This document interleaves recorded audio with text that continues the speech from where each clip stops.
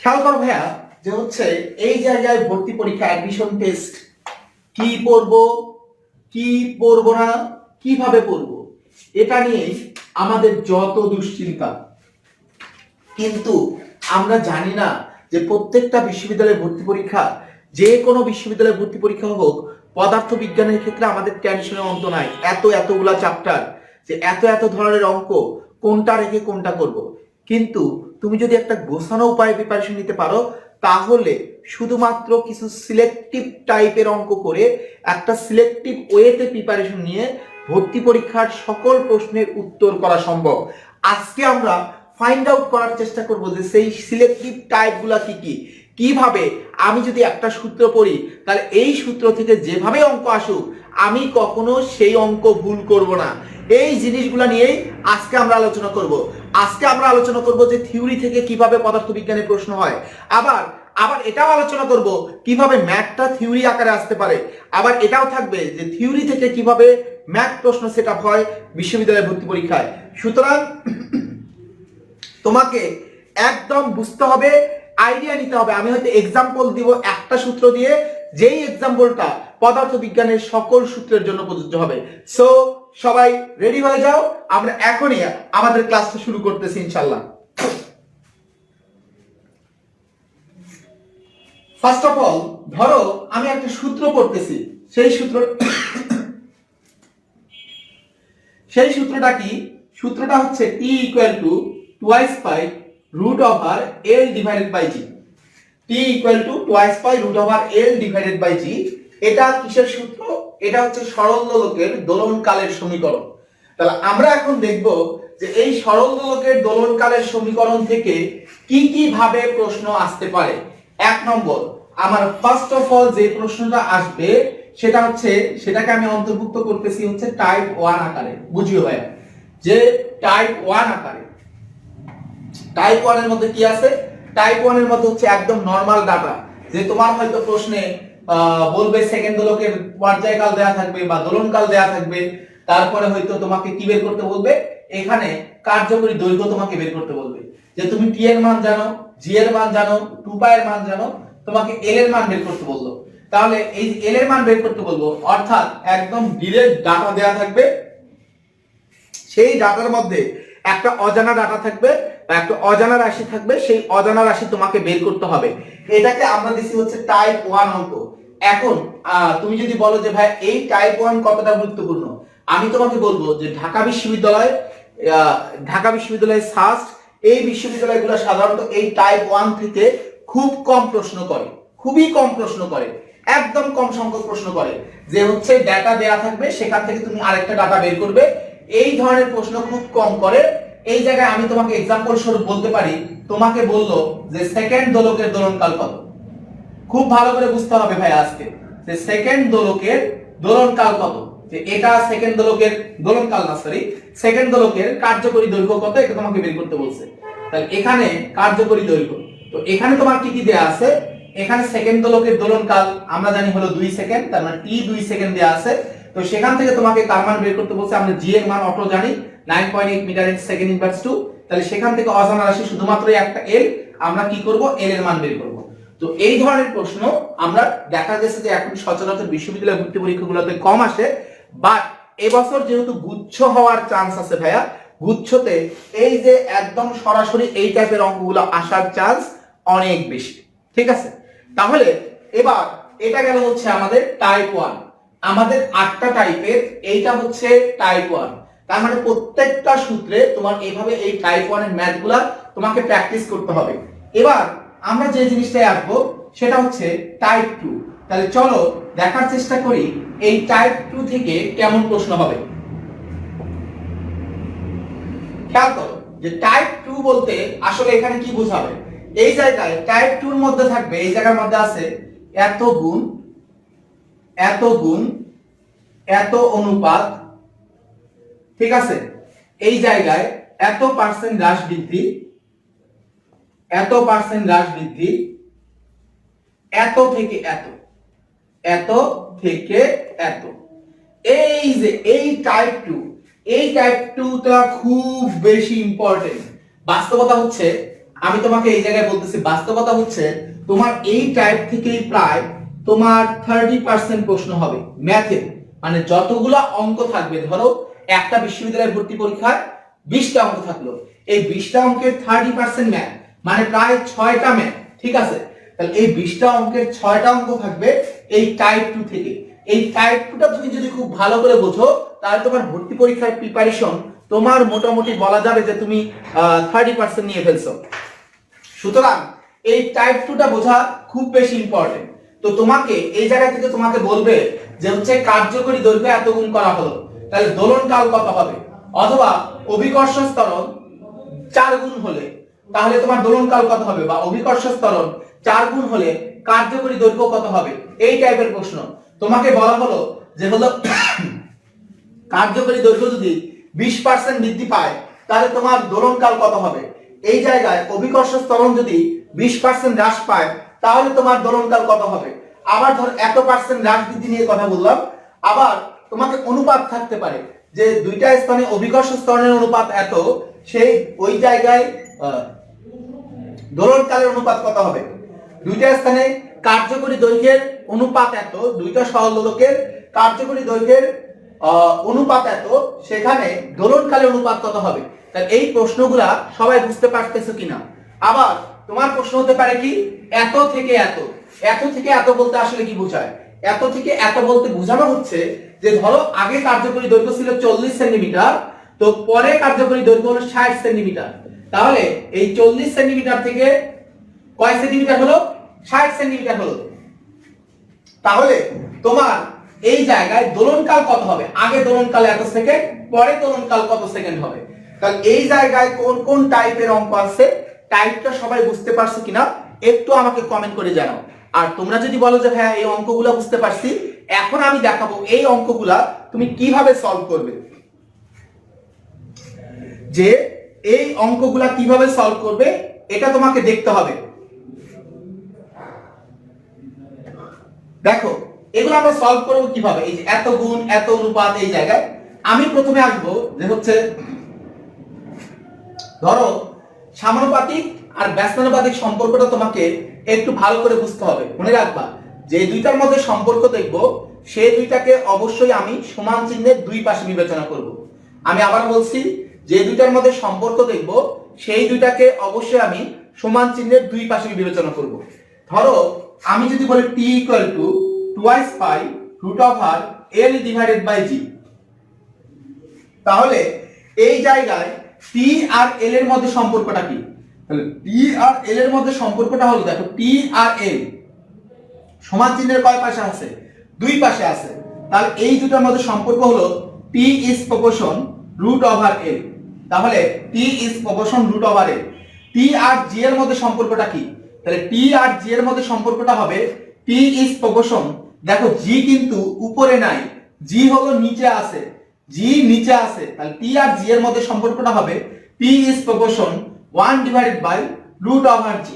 তাহলে তোমরা আমাকে একটু বলো তো দেখি l আর g এর মধ্যে সম্পর্কটা কি হবে। সবাই আমাকে একটু কমেন্ট করে জানাও যে এখানে l আর g এর মধ্যে সম্পর্কটা কি হবে। তোমাকে আরেকটা জিনিস জানতে হবে, আমি কখন সমানুপাতিক চিহ্ন ব্যবহার করতে পারি।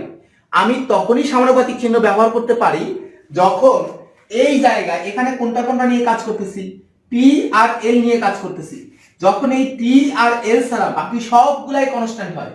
আমি আবারও বলতেছি যে t আর l ছাড়া যখন বাকি সবকিছু কনস্ট্যান্ট হবে তখন আমি সমানুপাতিক চিহ্ন দিতে পারবো। যেমন এখানে যেহেতু সমানুপাতিক চিহ্ন দিছি, তার মানে এই জায়গায় যা যা নাই সবই কনস্ট্যান্ট, তার মানে এখানে g নাই, তার মানে g কনস্ট্যান্ট আছে, 2 পাই তো এমনিতেই কনস্ট্যান্ট। তাহলে এখানে কি কি নিয়ে কাজ করছি, t আর g নিয়ে কাজ করছি। তাহলে কোনটা নিয়ে কাজ করি নাই, যা যা নেই নাই সবই কনস্ট্যান্ট, তার মানে এখানে l নিয়ে কাজ করি নাই, তার মানে এই জায়গায় l কনস্ট্যান্ট থাকতে হবে, 2 পাই তো কনস্ট্যান্টই। তাহলে যখন বাকি সব কনস্ট্যান্ট থাকবে তখন আমরা সমানুপাতিক চিহ্ন দিব। তো এই জায়গায়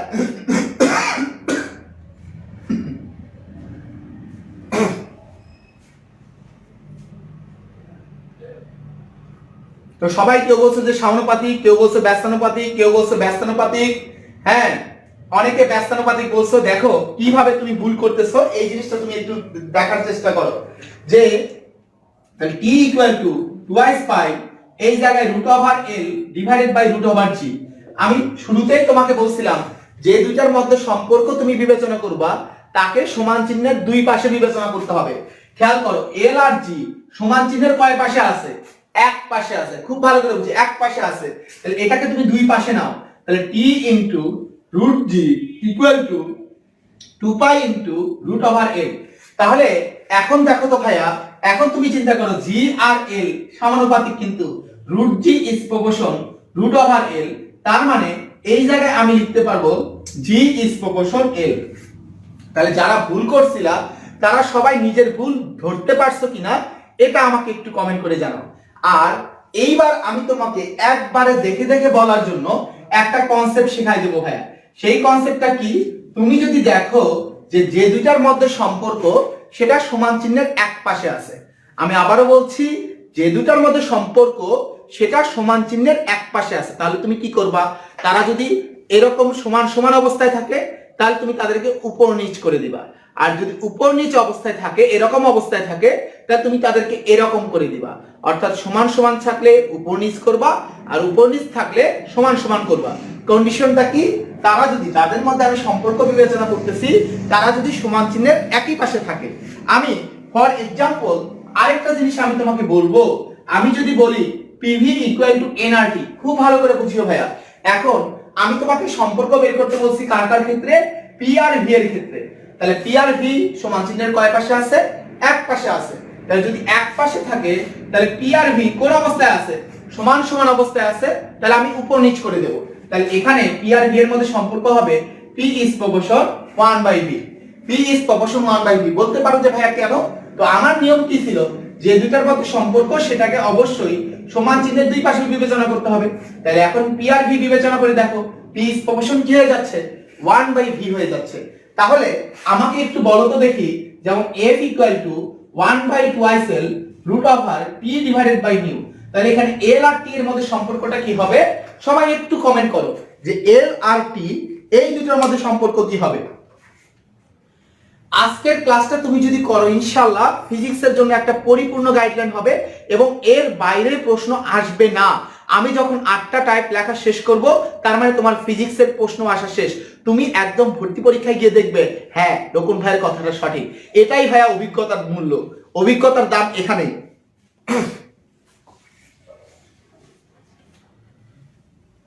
তোমরা অনেকে বর্গমূলের সমানুপাতিক লিখছো, এটা না লিখে তোমরা একটু এভাবেই লেখো যে টি আলফা দিয়ে বুঝাও ইজ প্রপোর্শনাল। আলফা দিয়ে তুমি ইজ প্রপোর্শনাল বুঝাইতে পারো, অথবা এ লিখেও তুমি ইজ প্রপোর্শনাল বুঝাইতে পারো। রুট লেখার জন্য তুমি আর ব্যবহার করো আর এল, তাহলে আমি বুঝবো তোমাদের যে বোঝাটা সঠিক আছে কিনা। তাহলে এই জায়গায় আমার সম্পর্ক সমানুপাতিক ব্যস্তানুপাতিক লিখবা না, তোমরা এভাবে পুরো জিনিসটা লিখবা এর পরবর্তীতে। তাহলে এই জায়গায় সম্পর্কটা কি? এল আর টি এর মধ্যে সম্পর্ক হলো L is proportion root over T. L is proportion root over T. যেমন আমি যদি বলি এফ আর এল এর মধ্যে সম্পর্কটা কি? এফ আর এল, তাহলে এফ আর এল এর মধ্যে সম্পর্কটা কি হবে? এফ আর এল এর মধ্যে সম্পর্কটা কি হবে? F is proportion root of 1/12 না, কিন্তু 1/l। শুধুমাত্র আমি যে দুইটা নেব ওই দুইটাই রাখবো, আর বাকি সবগুলাকেই কনস্ট্যান্ট বিবেচনা করতে হবে। এই পর্যন্ত সবাই ক্লিয়ারলি বুঝতে পারছো কিনা? আর এই পর্যন্ত তুমি যদি বুঝে যাও তাহলে তোমার জন্য সামনের অঙ্কগুলা করা খুবই ইজি হবে। এখন আমি এবার সমীকরণ গঠন করা তোমাকে দেখাবো, সমীকরণ গঠন করা দেখাবো। এখন সমীকরণ কিভাবে গঠন করে এটা তোমার কাজে লাগতে পারে। যেমন এই জায়গায় টি আর এল এর মধ্যে সম্পর্কটা কি? টি আর এল এর মধ্যে সম্পর্কটা হলো রুট ওভার এল। তাহলে আমরা যেভাবে সমীকরণ গঠন করব এই দুটো কি আছে? সমান সমান অবস্থায় আছে। তাহলে আমি এখানেও দিব 1 2 আর ইকুয়াল টু এখানেও দিব আমি 1 2। ঠিক আছে, এখানে 1 2 এখানে 1 2 যদি সমান সমান অবস্থায় থাকে। কিন্তু এবার তুমি খেয়াল করো তো দেখি এখানে সমান সমান অবস্থায় আছে না উপর নিচ অবস্থায় আছে? এখানে উপর নিচ অবস্থায় আছে। তাহলে এখানে আমি যে আকারে লিখবো, রুট আছে তাই আমি রুট লিখবো, কিন্তু জি তো যেহেতু নিচে আছে তার এটা যেভাবে লিখছি এখানে লিখবো তার উল্টাটা, তার মানে g2 ডিভাইডেড বাই g1। আচ্ছা এইখানে আমি যদি বলি ভাইয়া তাহলে জি আর এল কোন অবস্থায় আছে, সমান সমান অবস্থায় আছে, তাহলে আমরা কি লিখতে পারবো g1/g2 সমান, এটা হবে রুটের জায়গায় রুট থাকবে, এটা হবে L2 ডিভাইডেড বাই সরি এ সমান সমান অবস্থায় আছে, তাহলে এটা যেভাবে এটাও একই ভাবে, তার মানে এটা L1 ডিভাইডেড বাই L2 হবে। আমি তাহলে বলো তো দেখি আমরা কি লিখবো যে f1/f2 এটা সমান, আমি তাহলে কি লিখবো বলো, f is proportion যেহেতু 1/l, তাহলে f1/f2 এটা সমান আমরা কি লিখবো। আর আজকে আমি যে যে টাইপ বলবো, যা যা বলবো, ইনশাআল্লাহ এর বাইরে কোনো বিশ্ববিদ্যালয়ে ভর্তি পরীক্ষায় কোনো প্রশ্ন হবে না, কোনো বিশ্ববিদ্যালয়ে ভর্তি পরীক্ষায় কোনো প্রশ্ন হবে না। এই 8টা টাইপের বাইরে তোমাদেরকে একটু ধৈর্য ধরে থাকতে হবে আজকে। এখন আমরা আসি, তাহলে এখানে f1/f2 l যেহেতু নিচে আছে, তাহলে এটা যেভাবে হইছে এটা তার উল্টা ভাবে হবে, তার মানে L2 ডিভাইডেড বাই L1 হবে, L2 ডিভাইডেড বাই L1। সবাই আমাকে বলো যে এই ব্যাপারটা সবাই ক্লিয়ারলি বুঝতে পারছো কিনা। যদি বুঝে থাকো, এখন আমি আস্তে আস্তে কিছু ম্যাজিক্যাল কনসেপ্ট দেখাবো, যেগুলা দিয়ে তুমি দেখবা যে আগে যে অঙ্কগুলো অনেক বড় করে করছো সেই অঙ্কগুলা কিভাবে নিমিষেই সলভ হয়ে যায়। এরকম কিছু ম্যাজিক এখন আমি আস্তে আস্তে তোমাদেরকে দেখানো শুরু করব, যে দেখো যে অঙ্কগুলো আগে কিভাবে তুমি করছো বাট এখন কত সুন্দর করে চিন্তা করা যায়। এই জায়গায় আমার ফার্স্ট অঙ্ক দেখো, দুটি সেকেন্ড দোলকের দুটি দোলকের কার্যকরী দৈর্ঘ্যের অনুপাত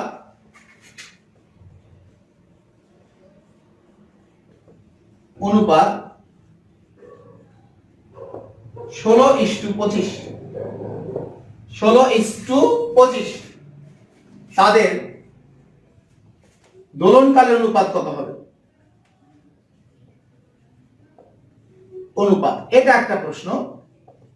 আমার 2 নম্বর প্রশ্নটা হচ্ছে, এই জায়গায় ধরো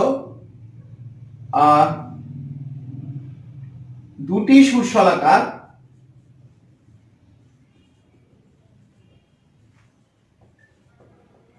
কম্পাঙ্ক যথাক্রমে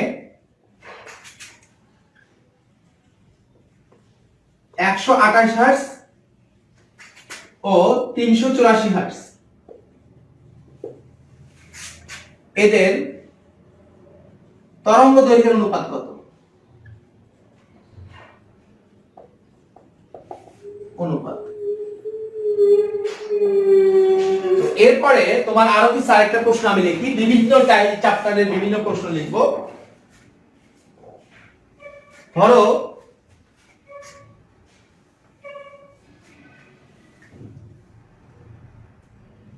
এই দুটো অঙ্কই করি। আচ্ছা,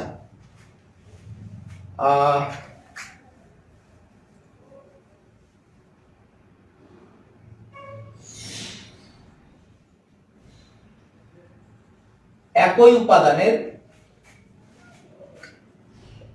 দুটি তারের ব্যাসার্ধের অনুপাত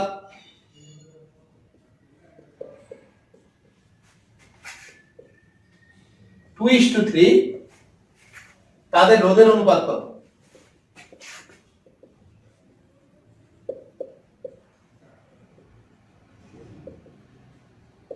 একটু বোঝার চেষ্টা করো ভাই। এখানে আমরা এক এক করে অঙ্কের উত্তর করার চেষ্টা করি। এখানে দুটি দোলকের কার্যকরী দৈর্ঘ্যের অনুপাত 16:25, তাদের দোলনকালের অনুপাত কত? এখন অঙ্কটা দেখে কিভাবে তুমি আনসার হবে, এখানে দোলনকালের অনুপাত বের করতে বলছে মানে টি, আর দৈর্ঘ্যের অনুপাত দেয়া আছে তার মানে হলো এল। তাহলে আমার দোলনকালের সূত্রটা কি? T equal to twice pi root over L divided by G. তাহলে এখানে কার কার মধ্যে সম্পর্ক? টি আর এল এর মধ্যে সম্পর্ক। তাহলে টি ইজ প্রপোর্শন হলো রুট ওভার এল। তাহলে বলো রুট ওভার এল, তার এই জায়গায় এল এর মানটা কত দেয়া আছে? রুট ওভার 16/25, তার মানে आंसर হবে 4/5। 4/5 তার মানে 4:5। তাহলে এইটা হবে 4:5। সবাই আমাকে বলো বুঝতে পারছো কিনা, কোপায় দিতে পারছো কিনা। তোমাকে যে কাজটা করতে হবে, এটা অঙ্ক করার জন্য কিন্তু এগুলা লেখার দরকার নাই, তুমি মুখে মুখে অঙ্ক করবে। টি আর এল এর মধ্যে সম্পর্ক কোনটা? T is proportion root L. T is proportion root L. তাহলে এখানে রুট ওভার এল তার মানে √16:25, তার মানে কত 4:5। সবাই আমাকে বলো বুঝতে পারছো কিনা। আমরা পরের অঙ্কটা আসি। এখানে আলাদা আলাদা মান দেয়া আছে, কার কম্পাঙ্কের মান আলাদা আলাদা দেয়া আছে। তারপরে এবং কি বের করতে বলছে, তরঙ্গ দৈর্ঘ্য। তাহলে কার কার মধ্যে সম্পর্ক, f আর ল্যামডার মধ্যে সম্পর্ক। তাহলে আমাদের ফর্মুলাটা কি, v f ল্যামডা। তাহলে আমাকে বলো তো দেখি, তাহলে f আর ল্যামডার মধ্যে সম্পর্ক কি হবে, f is proportion 1/λ। তার মানে f এর অনুপাত যা হবে ল্যামডার অনুপাত হবে তার উল্টা, তাই না? এখানে সমানুপাতিক হওয়াতে l এর অনুপাত যা t এর অনুপাত তা, কিন্তু কিন্তু এখানে ব্যস্তানুপাতিক হওয়াতে কি হবে, এই জায়গায় আমরা কি দেখতে পাচ্ছি, ল্যামডা ইজ প্রপোর্শনাল 1/f। তার মানে f এর অনুপাত যা হবে ল্যামডা হবে তার উল্টা, তার মানে এটাকে উল্টায় দিতে হবে। তাহলে উল্টায় দিলে এটা কত আসবে, আগে আসবে 384, পরে আসবে 128। তার মানে 384/128, তার মানে 3:1। সবাই আমাকে বলো বুঝতে পারছো কিনা, কোপায় দিতে পারছো কিনা। এখন আমরা পরের অঙ্কটা করব ভাইয়া। একই পদার্থের দুটি তারের ব্যাসার্ধের অনুপাত 2:3, তাদের রোধের অনুপাত কত? তাহলে এই জায়গায় রোধ দিয়ে আমাদের ফর্মুলা লিখি, ρ r ρ l divided by a।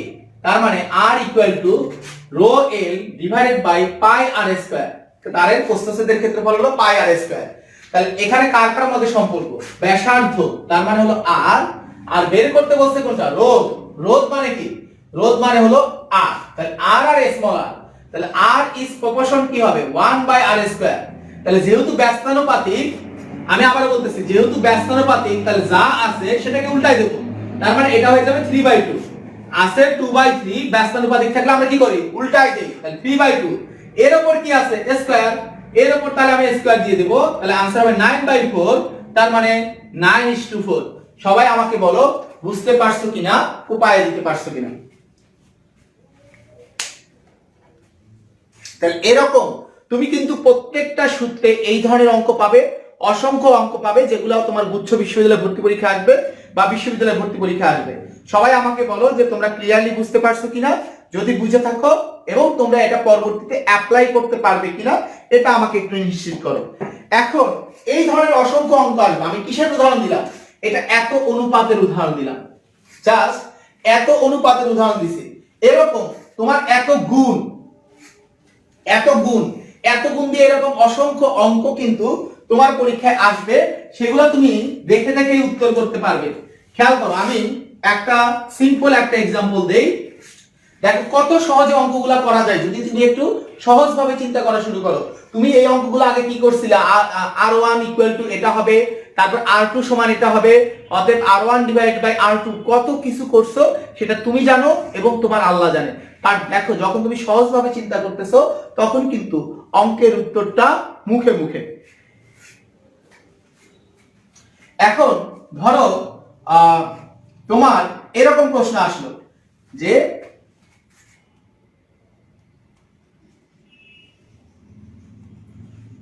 0 degree centigrade তাপমাত্রা ও 1 অ্যাটমসফিয়ার চাপে গ্যাসের আয়তন ঠিক আছে 5 ঘনমিটার, চাপ 3 গুণ করা হলে তাপমাত্রা কত হবে? চাপ 3 গুণ করা হলে তাপমাত্রা কত হবে, এরকম একটা প্রশ্ন। ধরো তোমার একটা কলমের দাম 5 টাকা, খুব ভালো করে বুঝিও। একটা কলমের দাম কয় টাকা সবাই আমাকে জানাও। একটা কলমের দাম হলো 5 টাকা। তাহলে যদি কলমের দাম 3 গুণ হয় তাহলে ওই কলমের দাম কত হবে বলো? কলমের দাম যদি 3 গুণ হয় তাহলে ওই কলমের দাম কত হবে? সবাই আমাকে একটু কমেন্ট করে জানাও যে একটা কলমের দাম 5 টাকা, কলমের দাম যদি 3 গুণ হয় তাহলে তোমার ওই কলমের দাম কত হবে? তাহলে সবাই आंसर করছে 15 টাকা। তাহলে আমি যদি বলি কত হবে কিভাবে বের করা যায়, কত হবে বের করার নিয়ম হলো কত গুণ এটার সাথে আমি কি গুণ করব, কত গুণের সাথে আমি গুণ করব আগে যত ছিল। খুব ভালো করে বুঝিও, কারণ তুমি আগে কি গুণ করছো, এই জায়গায় 5 টাকার সাথে 3 গুণ করছো, তাহলে 3টা ছিল কত গুণ আর 5টা হলো আগে যত ছিল। তাহলে কত হবে বের করার নিয়মটা হলো কত গুণ এটার সাথে আগে যত ছিল এটা আমরা গুণ করব। খুব ভালো করে বুঝিও। এখন এই জায়গায় দেখো পরিবর্তন করছি কিসের? চাপ। চাপ 3 গুণ করছি আর বের করতে বলছে কোনটা? তাপমাত্রা। তাপমাত্রা হলো T। তাহলে সম্পর্কটা কার কার মধ্যে? চাপ আর তাপমাত্রার মধ্যে। তাহলে এবার তোমার সূত্রটা কি? PV nRT। দেখো ভাইয়া PV nRT। তাহলে এই জায়গায় P আর T এর মধ্যে সম্পর্কটা কি? P আর T এর মধ্যে সম্পর্কটা হলো সমানুপাতিক, V is proportion T। এখন আমাকে বলো এখানে চাপ হইছে কয় গুণ? 3 গুণ। তাহলে এখানে চাপ এই জায়গায় T is proportion P, তাহলে চাপ হইছে 3 গুণ। তাহলে বলো তাপমাত্রা হবে কয় গুণ? 3 গুণ।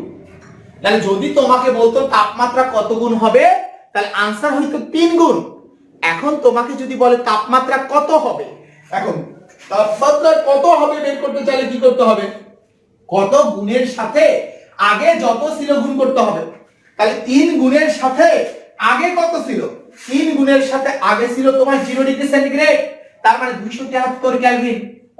273 কেলভিন, তার মানে 3 3 9, 3 7 21, হ্যাঁ 3 7 21 আর 3 2 6 আর 6 আর 2 হলো 8, 819 কেলভিন। দেখো ভাইয়া অঙ্ক কিন্তু তোমার কমপ্লিট হয়ে গেছে। বাট তুমি কি করছো? তুমি এখানে কিছু করো নাই, তুমি শুধু তোমার চিন্তার ধরনটা একটু চেঞ্জ করার কারণে তোমার বড় ক্যালকুলেশনটা ছোট হয়ে গেছে। আমি একটা কথা প্রায় বলি, কোনো অঙ্ক বড় না যদি তোমার চিন্তা করার ধ্যান ধারণা ঠিক থেকে থাকে। সবাই আমাকে বলো যে ক্লিয়ারলি বুঝতে, এই রকম অঙ্ক তুমি অসংখ্য অঙ্ক পাবা যেটা তুমি প্রত্যেকটা সূত্রে অ্যাপ্লাই করতে পারবা। তো আমি এখন প্রত্যেকটা দেখাবো না এভাবে এত গুণ, এত অনুপাত, এত পার্সেন্ট হ্রাস বৃদ্ধি, হ্যাঁ এই অঙ্কগুলো তুমি ওই যে T1 T2 L1 L2 এভাবেও তুমি করতে পারবা। তুমি যেভাবে সেভাবে যদি কমফোর্ট ফিল করো তুমি সেভাবে করো। তারপর হচ্ছে এত পার্সেন্ট হ্রাস বৃদ্ধি, এই ধরনের অসংখ্য অঙ্ক আছে। তুমি এই টাইপের অঙ্ক থেকে সবচেয়ে বেশি প্রশ্ন হয়, অর্থাৎ এই অঙ্কগুলা তুমি সবচেয়ে বেশি ফোকাস দাও।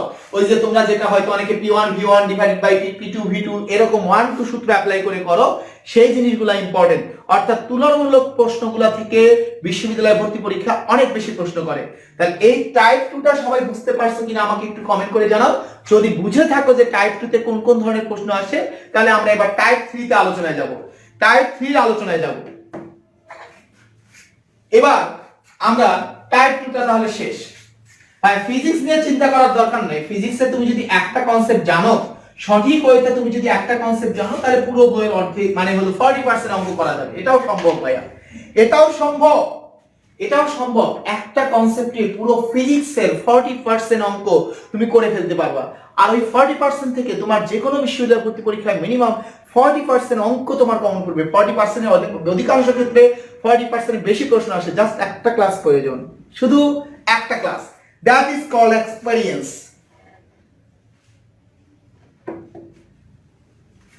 এখন এবার আমরা যে কাজটা করব, আমরা এবার টাইপ 3 তে যাব ভাইয়া। যে টাইপ 3, এখন টাইপ 3 তে আসলে কোন ধরনের প্রশ্ন হয়? টাইপ 3 তে হচ্ছে তোমার এই জায়গায় হিডেন ইনফরমেশন, এই জায়গায় হিডেন ইনফরমেশন, এখানে হিডেন ইনফরমেশন থাকবে, অথবা রিয়েলাইজ করে বুঝতে হবে। রিয়েলাইজ করে বুঝতে হবে যে এখানে কি কি দেয়া আছে। হ্যাঁ, তো বর্তমানে আমি যদি বলি ইঞ্জিনিয়ারিং বিশ্ববিদ্যালয়ে ভর্তি পরীক্ষাগুলোতে এই টাইপের প্রশ্ন সবচাইতে বেশি হয়। মানে এই টাইপের প্রশ্ন রিসেন্টলি বেশি হয় ঢাকা বিশ্ববিদ্যালয় বা ইঞ্জিনিয়ারিং বিশ্ববিদ্যালয় ভর্তি পরীক্ষার এমসিকিউ গুলাতে। এই টাইপের প্রশ্নগুলা তোমাকে বুঝতে হবে, মানে এখানে সব ডাটা দেয়া থাকবে না, তোমাকে রিয়েলাইজ করে বুঝতে হবে যে এখানে এই ইনফরমেশন দেয়া আছে, মানে গুপ্ত থাকবে, সেটাকে তোমাকে কি করতে হবে? প্রকাশ্য বানাই নিতে হবে। এই জায়গায় তোমার কনসেপ্ট ক্লিয়ার থাকা লাগবে। কেমন? তাহলে ধরো এখানে প্রশ্নগুলো হবে কি রকম, এখানকার প্রশ্নগুলো হবে এরকম। আমি তোমাকে বলি যে ছোট্ট একটা অঙ্ক দেবে, সেই অঙ্কের মধ্যে অনেকগুলা হিডেন ইনফরমেশন থাকবে। যেমন ঢাকা বিশ্ববিদ্যালয়ে গত বছর একটা প্রশ্ন আসছিল এরকম যে একটি ইলেকট্রন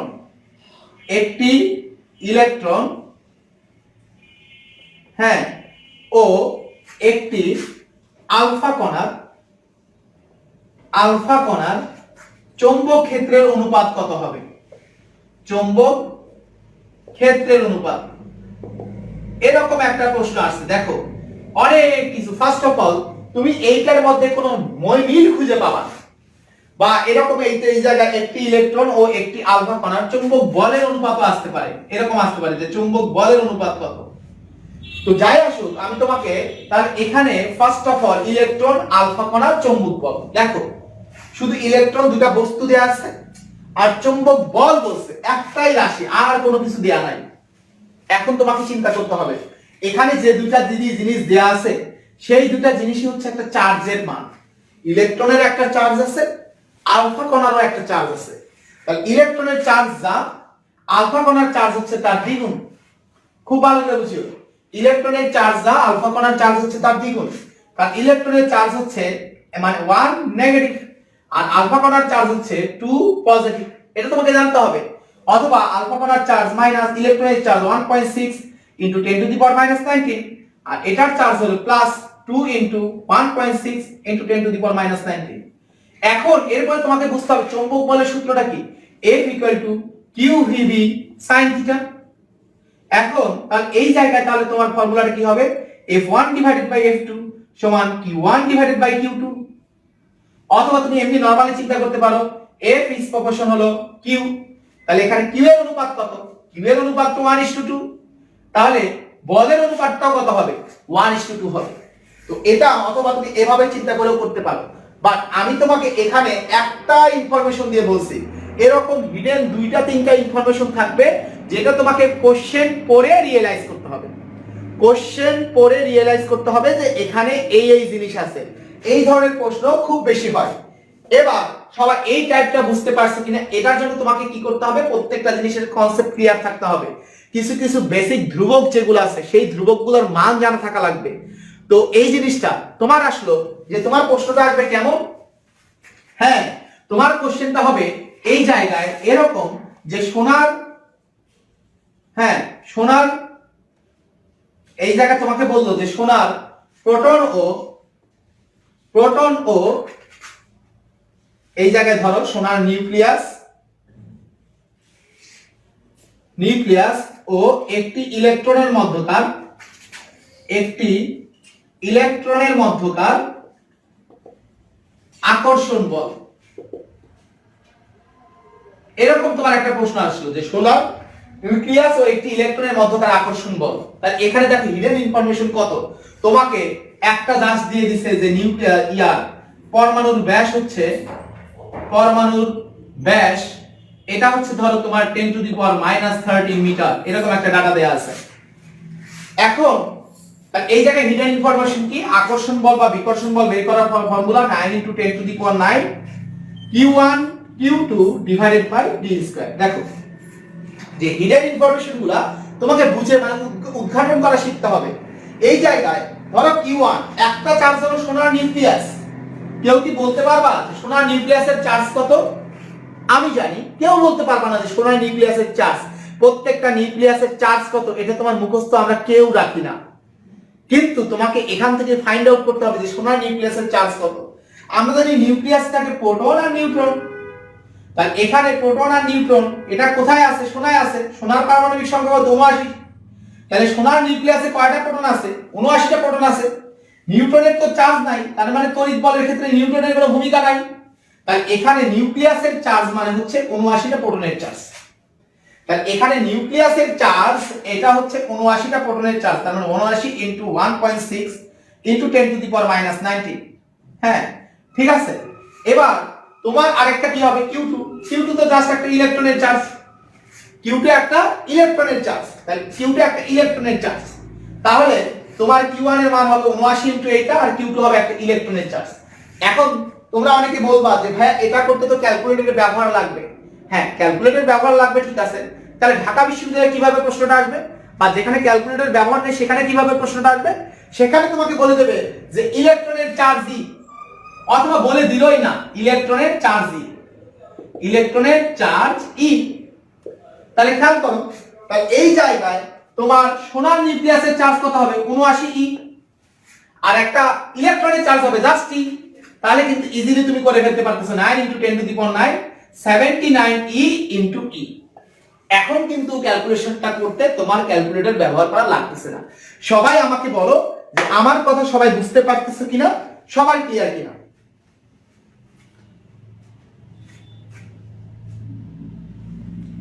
অনেকে বলছে ভাই ক্লাসটা পরে পাওয়া যাবে কিনা। না, ক্লাস আসলে পরে পাওয়া এটা যাবে না, এটা তোমাকে লাইভেই করতে হবে। সবাই আমাকে বলো যে একদম ক্লিয়ার কিনা, এটা আমাকে একটু জানাও যে এই জায়গায় এই 2 নম্বর এটাতে কি খুব বেশি ইম্পর্টেন্ট? এটা তোমার টুয়েট ঢাকা ইউনিভার্সিটি এগুলোর জন্য ইম্পর্টেন্ট। গুচ্ছে কি এই টাইপের প্রশ্ন খুব বেশি হবে? না, গুচ্ছে এই টাইপের প্রশ্ন খুবই কম হবে বা হবে না। আমি তোমাকে বলে দেবো যে এই প্রশ্নটা এই ইউনিভার্সিটিতে আসবে, এই ইউনিভার্সিটিতে আসবে না। ইনশাআল্লাহ তুমি পরীক্ষার প্রশ্নে সেভাবেই দেখতে পারবে যে হ্যাঁ ব্যাপারটা এরকম। তুমি তোমার টার্গেট অনুযায়ী প্রিপারেশন নিতে পারবে। আমি গুচ্ছের জন্য বলছি, রাজশাহী বিশ্ববিদ্যালয়, জাহাঙ্গীরনগর বিশ্ববিদ্যালয়, চট্টগ্রাম বিশ্ববিদ্যালয়ের জন্য বলছি যে শুধুমাত্র 30% পারলে তুমি যে কোনো প্রশ্নের উত্তর করতে পারবে, 90 থেকে 95% প্রশ্নের উত্তর করতে পারবে। চোখ বন্ধ করে বইয়ের সবকিছু পড়লে বিশ্ববিদ্যালয় ভর্তি পরীক্ষায় তুমি তোমার সর্বোচ্চটা দিতে পারবে না। তোমাকে জানতে হবে তোমার কি আসবে, কি পড়তে হবে, কি পড়তে হবে না। ইট ইজ মোস্ট ইম্পর্টেন্ট এবং অবশ্যই তোমাকে শিখতে হবে। এই জায়গায় আমরা টাইপ 3 সবাই আসলে বুঝে গেছি। এখন টাইপ 4, এই টাইপ 4টা যেহেতু ক্যালকুলেটর ব্যবহার নাই, এখন আমি যে টাইপটা বলবো এই টাইপটা যেহেতু ক্যালকুলেটর ব্যবহার নাই খুব খুব খুব বেশি ইম্পর্টেন্ট। তাহলে টাইপ 4 এ আসলে কোন ধরনের প্রশ্ন আসে দেখো, যে টাইপ 4 এ কোন ধরনের প্রশ্ন আসে। এবার কোনো ডাটা দেয়া থাকবে না, খুব ভালো করে বুঝো, কোনো ডাটা থাকবে না। মানে হচ্ছে ডাটা বাচ্চা বলতে মান দেয়া থাকবে না, কোনো মান নাই, কোনো মান দেয়া নাই। তোমাকে অঙ্ক করতে হবে, তার মানে এটা রাশির মাধ্যমে প্রকাশ করতে হবে, রাশির মাধ্যমে প্রকাশ। তাহলে রাশির মাধ্যমে প্রকাশ এই ব্যাপারটা কেমন এটা একটু ভালো করে বোঝার চেষ্টা করো। ধরো তোমার একটা সিম্পল প্রশ্ন আসলো যে g/3 ত্বরণে ঊর্ধ্বগামী লিফট এর দোলনকাল কত। এখন এই টাইপের প্রশ্ন খুব বেশি হয়, দোলনকাল কত, g/3 ত্বরণের ঊর্ধ্বগামী লিফটের দোলনকাল কত। আর নরমালি কোন সেকেন্ড দোলকের দোলনকালকে আমরা কি দিয়ে প্রকাশ করি? t দিয়ে প্রকাশ করি। তাহলে বলো তো দেখি, একটা লিফট যখন উপরে উঠতে থাকে তখন তার ত্বরণের মান কত হয়? লিফট যখন উপরে উঠতে থাকে তখন তার ত্বরণের মান কত হয় বলো? আমরা জানি লিফট উপরে উঠতে থাকলে আপ তার ত্বরণের মানটা হয় g + a। তার মানে এখানে লিফটের ত্বরণ হবে, যেহেতু g/3 ত্বরণের উপরের দিকে উঠতেছে, তাহলে তার ত্বরণের মানটা হবে g + g/3। তার মানে এটা আসতেছে তোমার 4g / 3। তাহলে এবার দোলনকালের মান কত হবে? t = twice pi। এটা তো আগের দোলনকাল না, এটা নতুন দোলনকাল। তাহলে নতুন দোলনকাল বের করার ফর্মুলাটা কি? t = twice pi √l / g এর মান কত হয়ে গেছে? ত্বরণের মান হয়ে গেছে 4g/3। তাহলে ত্বরণের মান হয়ে গেছে 4g / 3। এখন আমার প্রশ্ন l / 4g/3, তাহলে আমরা পাচ্ছি t twice pi, এরপরে হচ্ছে √3l / 4g। তাহলে এটাকে যদি আমি এভাবে লিখি 2 pi √l/g আর 3 এটা হবে √3, 4 কে যদি আমি রুটের বাইরে নিয়ে আসি তাহলে হবে 2। তাহলে 2 pi √l/g * √3/2। এই পর্যন্ত সবাই বুঝতে পারছো? যদি বুঝে থাকো দেখো, এই যে 2 pi √l/g মানে কোন দোলনকাল? আগের দোলনকাল। 2 pi √l/g মানে আগের দোলনকাল, তাহলে আগের দোলনকাল * √3/2। তাহলে আগের দোলনকাল * √3/2, তাহলে নতুন দোলনকাল হবে √3/2 * t। এটাই থাকবে তোমার অপশনে। অপশনগুলো থাকবে তোমার এই আকারে। এরকম অঙ্ক কিন্তু এখন ঢাকা বিশ্ববিদ্যালয় ভর্তি পরীক্ষা সব বিভিন্ন বিশ্ববিদ্যালয় ভর্তি পরীক্ষা সবচেয়ে বেশি আসে। এখন এটা যদি বুঝে থাকো, আমি এই টাইপের আরেকটা প্রবলেম দিই, মানে তোমাকে ডেটা না দিয়ে, সংখ্যা না দিয়ে তোমাকে রাশি দেয়া থাকবে, রাশি থেকে তোমাকে উদ্ঘাটন করতে হবে এখানে কোনটা সঠিক উত্তর হবে। আমি আরেকটা জিনিস তোমাকে বলবো যে তোমাকে বলা হলো এল দৈর্ঘ্যের তারকে n সংখ্যক প্যাচে বা n সংখ্যক পাক বিশিষ্ট বৃত্তাকার কুণ্ডলী বলা হলো। বৃত্তাকার কুণ্ডলী করা হলো।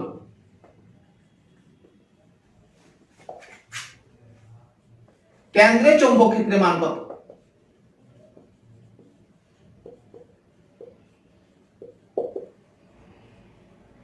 খুব ভালো করে বুঝিও ভাইয়া যে এর দৈর্ঘ্যের একটি তারকে n সংখ্যক পাক বিশিষ্ট বৃত্তাকার কুণ্ডলী করা হলো, কেন্দ্রে চৌম্বক ক্ষেত্রের মান কত এটা তোমাকে বের করতে বলছে। এখন আবার প্রশ্ন যে আমরা জানি বৃত্তাকার কুণ্ডলীর কেন্দ্রে চৌম্বক ক্ষেত্রের মান হতো beta equal to mu naught ni divided by 2i sir. বৃত্তাকার কুণ্ডলীর কেন্দ্রে চৌম্বক ক্ষেত্রের মান বের করার ফর্মুলাটা হচ্ছে mu naught ni divided by 2i sir. কিন্তু দুঃখের বিষয় হলো এই জায়গায় তুমি r এর মান জানো না। তাহলে তোমাকে বুঝতে হবে, অথবা তোমার অপশন যেগুলো আছে এইটা কিন্তু ডিরেক্টলি নাই, এখানে যতগুলো অপশন সেখানে একটাও আর নাই, অপশনগুলো সব এল দিয়া, অপশনগুলো সব এল দিয়া, হ্যাঁ আর দিয়ে কোনো অপশন নাই বা এটা নাই উত্তরে, তখন তুমি কি করবা? এখন এটা তাহলে করার জন্য তোমাকে এখানে কনসেপ্ট আছে, কনসেপ্টটা বুঝতে হবে। দেখো এল দৈর্ঘ্যের তারকে n সংখ্যক পাক বিশিষ্ট বৃত্তাকার কুণ্ডলী করা হলো, তার মানে এই যে একটা দৈর্ঘ্যকে যখন আমি বৃত্তাকার বানাই তখন দৈর্ঘ্যটা কি হয়ে যায়? সবাই আমাকে বল, একটা দৈর্ঘ্যকে যখন আমি বৃত্তাকার বানাবো তখন দৈর্ঘ্যটা কি হয়ে যাবে? সবাই আমাকে একটু কমেন্ট করে বলো, তখন দৈর্ঘ্যটা কি হয়ে যাবে? আমরা জানি তখন তোমাদের দৈর্ঘ্যটা হয়ে যাবে, সবাই ঠিক বলছো, পরিধি হয়ে যাবে। তাহলে এখানে এলটা হয়ে যাবে পরিধি 2πr, কিন্তু এটা একটা পাক তৈরি করবে না, সেটা n সংখ্যক পাক তৈরি করবে। একটা পাক তৈরি না করে n সংখ্যক পাক তৈরি করবে। তাহলে এখানে l সমান তাহলে কি হবে? n ইনটু 2πr, ঠিক কি না? যে l সমান হবে n ইনটু 2πr, কারণ যদি দুইটা পাক তৈরি হইতো তাহলে এটা টোটাল দৈর্ঘ্যটা কি হতো? 2 ইনটু 2πr। তিনটা পাক তৈরি হলে 3 ইনটু 2πr, তাহলে n সংখ্যক পাক তৈরি হইছে, তার মানে n ইনটু 2πr। তাহলে r এর মান হবে l divided by n into 2π। তাহলে এবার তুমি খেয়াল করো, তাহলে তোমার आंसर কত হবে? Mu naught ni divided by 2 into r এর মানটা হচ্ছে l divided by n into 2π। তাহলে 2 2 কাটা, তার মানে হবে mu naught n square i into pi divided by n। এটা থাকবে তোমার অপশনে, mu naught n square into i into pi divided by n। সবাই আমাকে বলো বুঝতে পারছো কিনা? এই জায়গায় দেখো তোমরা হয়তো প্রিপারেশন নিচ্ছ, তোমাকে যদি এরকম প্রত্যেকটা জিনিস টাইপ টু টাইপ তোমাকে কেউ বুঝায় যায় সেটা আমাকে বলো, তারপর তুমি সঠিক ট্র্যাকে সঠিক জায়গায় আসো। আমি বলছি আমি তোমাকে 8টা টাইপ বলবো, এই 8টা টাইপের বাইরে কখনোই ফিজিক্সের প্রশ্ন হবে না। এর মধ্যে আমি কিন্তু 4টা টাইপ বলে ফেলছি, আর আছে বাকি কয় টাইপ? 4টাই। তোমাকে প্রত্যেকটা সূত্র, প্রত্যেকটা কনসেপ্ট এই টাইপ অনুযায়ী যখন তুমি পড়ে ফেলবে, দেখবে ভর্তি পরীক্ষায় যেই প্রশ্নটা আসতেছে সেটাই তুমি পেরে যাচ্ছ। খেয়াল করো তো, তোমরা অনেকেই বিশ্ববিদ্যালয়ে ভর্তি প্রস্তুতি নিচ্ছ, আমাদের কিন্তু এই জায়গায় বিশ্ববিদ্যালয়ের ভর্তি পরীক্ষায় গুচ্ছের জন্য স্পেশাল একটা ব্যাচ শুরু হয়ে গেছে, অর্থাৎ এমসিকিউ এর জন্য আজকে থেকে আমাদের একটা স্পেশাল ব্যাচ শুরু হয়ে গেছে। যদিও আমি আজকের কোনো নতুন কোনো পড়া পড়াইনি, জাস্ট আমি কিছু ইনস্ট্রাকশন দিছি। তোমরা চাইলে এই স্পেশাল ফিজিক্স ব্যাচ এবং স্পেশাল ম্যাথ ব্যাচে সবাই জয়েন করতে পারো। আমি তোমাকে একদম নিশ্চয়তা দিয়ে বলছি, ইনশাআল্লাহ যদি আহামরি কোনো ব্যত্যয় না ঘটে তাহলে আমি এই ব্যাচটাতে গুচ্ছের এই ব্যাচটাতে সাজেশনমূলক ভাবে পড়াবো। যা পড়াবো আমি তোমাকে 30 থেকে 35% জিনিস পড়াবো, যা পড়াবো একদম তুমি ওই সব টপিকে বুলেট হয়ে যাবা। ইনশাআল্লাহ তুমি পরীক্ষায় গিয়ে 90 থেকে 95% প্রশ্ন একদম নির্ভুলভাবে উত্তর করতে পারবা, যদি তুমি আমার কথা শোনো। কারণ অনেকে হয়তো হতাশ হয়ে যাচ্ছে, ভাইয়া আমি এতদিন পড়ি নাই, ভাইয়া আমি এতদিন ডি ইউনিট প্রিপারেশন নিচ্ছি, ভাইয়া এতদিন মেডিকেল প্রিপারেশন নিচ্ছি, কিন্তু এখন তো ম্যাথ আনসার করা লাগতেছে। তো এরকম যারা বিভিন্ন ইয়াত আছে বা কোনো কারণে আগের প্রিপারেশন তো তোমার ওই রকম পারফেক্ট না, তোমরা এই ব্যাচগুলোতে জয়েন করতে পারো। আমি বলবো যে এখন থেকেও সম্ভব, কারণ ভর্তি পরীক্ষায় বেশি পড়লে চান্স পাবে এটা কখনোই সঠিক না। তুমি যা আসবে সেটা পড়লে চান্স পাবে, কৌশলগতভাবে এগিয়ে গেলে তুমি চান্স পাবে। এই জায়গায় গাধার মতো পড়াশোনা করে ভর্তি পরীক্ষায় ভালো করা যায় না ভাইয়া। পড়াশোনা করাটা ইম্পর্টেন্ট, তবে কৌশলটা, লাইনটা সঠিক হইতে হয়। এই জায়গায় তুমি দেখবা যে হচ্ছে বই রিডিং করে তুমি ঢাকা ইউনিভার্সিটি কোশ্চেন সলভ করতে যাবা, দেখবে একটাও পারতেছে না, অধিকাংশ ক্ষেত্রে পারতেছে না। বুয়েটের প্রশ্ন সলভ করতে যাও না, পুরো বইটা রিডিং করে গিয়ে বইয়ের প্রশ্ন সলভ করতে যাও, দেখবা যে তুমি পারতেছ না। তার মানে কি, তোমাকে বুঝতে হবে কি আসবে কি আসবে না। তো তুমি যখন এই জিনিসটা বুঝে যাবে, তখন অবশ্যই তুমি ভর্তি পরীক্ষায় ভালো করবে। আর অনেকে বলো যে ভাইয়া হচ্ছে আর বই কোনটা ফলো করবো, অনেকে বলো বইয়ের জন্য হচ্ছে ফিজিক্সে এনার্জি দিস ইজ মাস্ট, এনার্জিটা মাস্ট ফিজিক্সের জন্য। আমি লিখে দিচ্ছি ফিজিক্সের জন্য এনার্জি মাস্ট। তোমার কাছে যে কোচিং এর যে কোনো বই থাকুক না কেন, আমি তোমাকে এতটুকু বলে দিতে পারবো, এটা নেওয়ার পরে তুমি মনে করবা যে না, এখন এতদিনে আমি একটা পারফেক্ট বই পাইছি। এটা আমি কনফিডেন্সের জায়গা থেকে বলতেছি যে আমি এতদিনে একটা পারফেক্ট বই পাইছি, আমি ঠিক যেভাবে চাচ্ছিলাম সবকিছু ঠিক সেভাবেই দেয়া আছে। আর ম্যাথের জন্য তোমরা ফলো করবো হচ্ছে ইকুয়েশন। আর তোমরা যদি আমার কাছে আসো, ইনশাল্লাহ আমি তোমার দায়িত্ব নেব। তোমার এখন প্রিপারেশন, তুমি এখন কিছু পারো না, এটা আমার দেখার বিষয় না। তুমি যদি আমার কাছে আসো, আমি তোমার দায়িত্ব নেব। ইনশাল্লাহ তুমি তোমার স্বপ্নের বিশ্ববিদ্যালয়ে পৌঁছতে পারবে যদি এই কয়েকটা দিন জাস্ট আমার গাইডলাইন মেনে চলো। কারণ আমি তোমাকে দেখাবো সবচাইতে ইজিয়েস্ট প্রসেস, সবচাইতে সহজ প্রসেস, যে প্রসেসে আগালে তুমি খুব সহজেই চান্স পেয়ে যাবে। কারণ যা আসবে আমি তোমাকে সেগুলাই পড়াবো, সেগুলাই বেশি বেশি করে প্র্যাকটিস করাবো, আমার শীটগুলো সেভাবে থাকবে। অতএব চিন্তিত হওয়ার কোনো কারণ নাই। মিসবাউল শাওন বলছে কোন ধরনের প্রশ্ন প্যাটার্ন করবে সেটা তোমাকে ভাবাচ্ছে। আমি 100% বলবো, আমি যা বলবো সেটা সেই ধরনেরই প্রশ্ন হবে, সেটার পেছনে যথেষ্ট লজিক আছে। তো এটা টেনশন করার কোনো কারণ নাই যে কোন ধরনের প্রশ্ন হবে। যা আসবে, যেটা বলবো মুখ দিয়ে অভিজ্ঞতার আলোকে, তুমি দেখবা প্রশ্নগুলো সেরকম ইনশাল্লাহ। বাট তোমাকে পড়াশোনা করতে হবে। প্রশ্ন তুমি কমন পাবা আমার মতো করে। তুমি যদি পড়াশোনা না করো, তুমি যদি সেগুলো না পড়ো, তুমি কিন্তু আনসার করতে পারবে না। এটা হচ্ছে ইম্পর্টেন্ট, এটা ইম্পর্টেন্ট। এখানে বলছো এন কিভাবে হলো, এখানে তোমাকে বলে দিছে যে হচ্ছে এন সংখ্যক পাক বিশিষ্ট। একটা যদি হইতো কি হইতো, একটা হইলে l ইকুয়াল টু 2πr। তাহলে এখানে এক পাক না হলে যখন দুইটা পাক তৈরি হবে, একটা পাক হইলে l দৈর্ঘ্যটা 2πr, কিন্তু এটা যদি এরকম দুইটা পাক তৈরি করে তাহলে 2 × 2πr। তাহলে এরকম যদি n সংখ্যক পাক তৈরি করে তাহলে এটা হবে n × 2πr। তো n থেকে n কিভাবে হলো, এটা সমস্যা নেই। এটা এই যে ক্যাপিটাল N, এটা দ্বারা বুঝাইছে পাক সংখ্যা,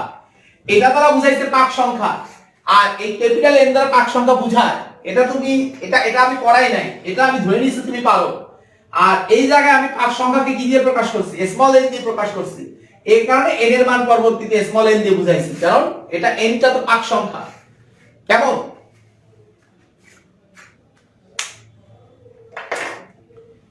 আল্লাহ, এটা প্রায় আজকে অলরেডি 12টা বেজে গেছে। এখন আমি যদি এই 4টা টাইপ নতুন করে আলোচনা করতে চাই, তাহলে তো তোমার আরো একটা ক্লাস লাগবে, মানে আরো 1 ঘন্টার ক্লাস লাগবে ভাইয়া। তাহলে আমাদের কি আজকেই শেষ করা বেটার হবে, না হচ্ছে আমরা এটার উপর আরেকটা ক্লাস নেব? কোনটা? যে আমাদের কি আরেকটা ক্লাস নেব, না আজকেই শেষ করে দেব? আমাকে এটা একটু জানাও।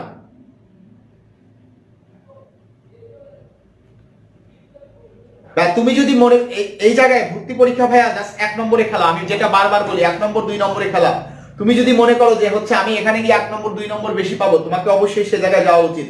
কারণ ভর্তি পরীক্ষা এটা A+ পাওয়া না, ভর্তি পরীক্ষাটা এসএসসি পরীক্ষা না। ভর্তি পরীক্ষাটা হলো সেই পরীক্ষা যেটা তোমার নিজের স্বপ্ন পূরণ করবে, তোমার 12 বছরের লালিত স্বপ্ন পূরণ করবে। তুমি যেদিন পৃথিবীতে আসছো সেদিন থেকে তোমার বাবা মা স্বপ্ন দেখা শুরু করছে যে আমার ছেলেকে আমি ডাক্তার বানাবো, আমার ছেলেকে আমি ইঞ্জিনিয়ার বানাবো, আমার ছেলেকে আমি বিশ্ববিদ্যালয়ের একটা ভালো সাবজেক্টে পড়াবো। এই পরীক্ষাটা তোমার বাবা মায়েরও স্বপ্ন পূরণের পরীক্ষা। সুতরাং তোমার সে জায়গায় যাওয়া উচিত, সেটাই করা উচিত যেখানে করলে তোমার যাতে কোনো আফসোস না হয়, ইস আমি যদি 2টা নাম্বার পাইতাম, আমি যদি আর 2টা নাম্বার পাইতাম, এখন আমি সাইকোলজিতে পড়ি, আমি ফার্মাসিতে পড়তে পারতাম। এই আফসোসটা যাতে তোমার ভর্তি পরীক্ষার পরে না করতে হয়। যে তুমি যদি কোথাও গিয়ে সহজে শেখো, তুমি অবশ্যই কোথাও না কোথাও শিখতেছো। তুমি যদি মনে হয় আরেকটা জায়গায় গেলে তুমি আরেকটু সহজে পাবে, আরেকটু বেটার হবে, তোমার প্রসেসগুলো ইজি হয়ে গেলে তুমি বেশি সংখ্যক ইনফরমেশন মাথায় নিতে পারবে, তুমি দ্রুত অঙ্ক করতে পারবে, তুমি হয়তো যে সময়টা বাঁচবে সেটা দিয়ে আরো 2টা প্রশ্নের উত্তর করতে পারবে। সুতরাং এই জায়গায় যেহেতু 12 বছরের স্বপ্ন পূরণের একটি যুদ্ধ, এই জায়গায় কোনো প্রকার কমতি রাখা যাবে না, প্রিপারেশনের কোনো প্রকার কমতি রাখা যাবে না ভাইয়া। আমরা আরেকটা ক্লাস নিয়ে বা আজকে শেষ করি, কিন্তু এই কয়জন ক্লাস করলে হবে? তোমরা যদি তোমাদের যত বন্ধু বান্ধব আছে যারা ডিউনিটি কোচিং করতেছে বা মেডিকেল কোচিং করতেছে বা যাই কিছু করতেছে না কেন, তোমরা সবাই গ্রুপে তোমাদের বন্ধুদের নিয়ে আসো, যে হচ্ছে আসো এখানে রকম ভাই রেগুলার ক্লাস নিচ্ছে, একদম ভার্সিটি ভর্তি পরীক্ষার স্ট্যান্ডার্ড। তো সবাইকে নিয়ে আসি, একসাথে মজা করে ক্লাস করি, ইনশাল্লাহ তুমি প্রত্যেকটা ক্লাসে নতুন কিছু পাবে। আমি তোমাকে নিশ্চয়তা দিয়ে বলছি, তুমি প্রত্যেকটা ক্লাসে অবশ্যই নতুন কিছু পাবে এবং তুমি বিস্ময়কর ভাবে আবিষ্কার করবে তুমি আগে যেভাবে শিখতে এখন এখানে তার চেয়ে সহজে শেখানো হচ্ছে। এটা এটা আশা করি তোমরা সবাই যারা রেগুলার ক্লাস করো তারা এটার প্রমাণ পেয়ে গেছো। আর তোমাদের ভর্তি পরীক্ষা সংক্রান্ত যে কোনো প্রয়োজনে সব সময় পাশে আছি, সব সময় ভাইকে পাশে পাবে, যে কোনো প্রয়োজনে ভাইকে নক দিবা। আর পিপিএস তোমার ভর্তি পরীক্ষার সকল ধরনের চাহিদা পূরণের জন্য সর্বোচ্চ চেষ্টা করবে সব সময়। তো এতক্ষণ ধৈর্য ধরে থাকার জন্য ধন্যবাদ। তোমাদের সকলের জন্য অনেক অনেক বেশি দোয়া, ভালোবাসা, শুভকামনা। সবার স্বপ্ন পূরণ হোক এই প্রত্যাশা করি। আর তুমি যদি যারা মনে করতেছে যে ভাইয়ার এই স্পেশাল ব্যাচে, এমসিকিউ স্পেশাল ব্যাচে জয়েন করব, হ্যাঁ, যে হচ্ছে আমি আমার প্রিপারেশনটাকে আরো অনেক বেশি শানিত করতে চাই। আমি আগে ইঞ্জিনিয়ারিং প্রিপারেশন নিচ্ছিলাম, এখন আমি মার কাট কনসেপ্টগুলো শিখতে চাই, লজিক্যাল কনসেপ্টগুলো শিখতে চাই, তারা এখনই আমাকে ইনবক্স করে ফেলো। যে আমাদের কিন্তু কালকে ম্যাথ ক্লাস আছে, আর কালকে 11টাতে তোমাদের জন্য আরেকটা স্পেশাল ক্লাস করাবো ইনশাল্লাহ। আরেকটা স্পেশাল ক্লাস করাবো, সবাই 11টায় চলে আসবে। আর কারো কোনো প্রশ্ন থাকলে, কোনো জিজ্ঞাসা থাকলে করতে পারবে।